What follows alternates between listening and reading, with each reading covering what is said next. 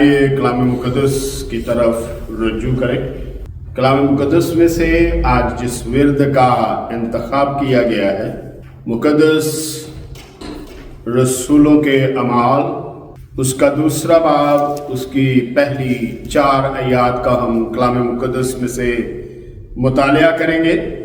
جب عید پینتیکوست کا دن آیا تو وہ سب ایک جگہ جمع تھے کہ یکایک آسمان سے ایسی آواز آئی جیسے زور کی آندھی کا سناٹا ہوتا ہے، اور اس سے سارا گھر جہاں وہ بیٹھے تھے گونج گیا، اور انہیں آگ کے شعلہ کی سی پھٹتی ہوئی زبانیں دکھائی دیں، اور ان میں سے ہر ایک پر آ ٹھہریں، اور وہ سب روح القدس سے بھر گئے اور غیر زبانیں بولنے لگے جس طرح روح نے انہیں بولنے کی طاقت بخشی تھی۔ خداوند اس کلام کے سبب سے مجھے اور آپ سب کو بڑی برکتوں سے نوازے۔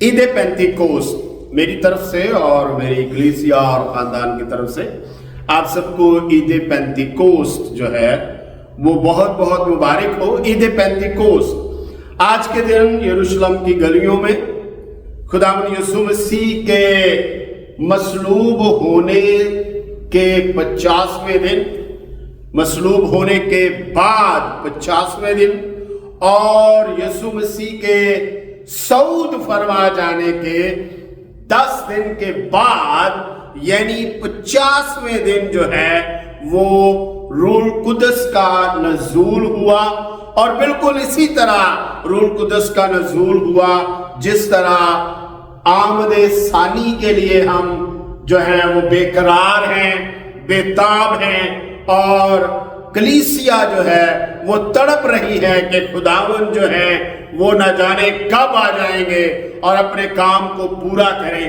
اسی طرح روح القدس کے لیے شاگردوں کے اندر بھوک جو ہے، ان کے اندر کا جذبہ جو ہے وہ بلندیوں کو چھو رہا تھا، اور روح القدس جو ہے وہ جب نازل ہوا تو وہ زور سے بھر گئے۔ 50ویں دن یسوع مسیح کی موت کے 50ویں دن اور یسوع مسیح کے صعود فرما جانے کے 10 دن کے بعد یہ ہوا۔ یہودیوں کے اندر یہ ایک بڑے تہواروں میں سے ایک تھی، عید پینتیکوست۔ یوں تو وہ بے شمار ناموں سے اس کو جانتے تھے، اس کا اقرار کرتے تھے، اس کا اظہار کرتے تھے، لیکن بہت مشہور جو اس کا نام ہے وہ ہے پہلے پھلوں کی عید، پہلے پھلوں کی عید۔ اور جو اس کے صفاتی معنی ہیں وہ ہے پلوٹھوں کی عید۔ جب فصل کی کٹائی ہوتی تو جو پہلا پھل ہے وہ خداوند کے حضور گزرانا جاتا، اور اسی طرح خدا نے مصر کے اندر پلوٹھوں کی جو غیر قوم کی پلوٹھوں کی موت تھی، اس کے عوض میں خدا نے بنی اسرائیل کے سارے پلوٹھوں کو مانگ لیا اور کہا کہ پلیٹھی کے بچے جو ہیں وہ میرے ہیں۔ تو یوں پہلے پھلوں کے تعلق سے یہ پلوٹھوں کی عید بھی اس کو کہا جا سکتا ہے۔ سوال یہ پیدا ہوتا ہے کہ کیا پہلے پھلوں کی جو منظوری تھی، مقبولیت تھی، اس کا نشان کیا تھا؟ کس طرح سے پتہ چلتا تھا کہ قبول ہوئے ہیں؟ کس طرح سے پتہ چلتا تھا کہ منظور کر لیے گئے؟ اور اس کو زیادہ تر 2 قربانیوں کے 3 قربانیوں کے اندر اس کو جو ہے وہ زیادہ تر بیان کیا جاتا ہے۔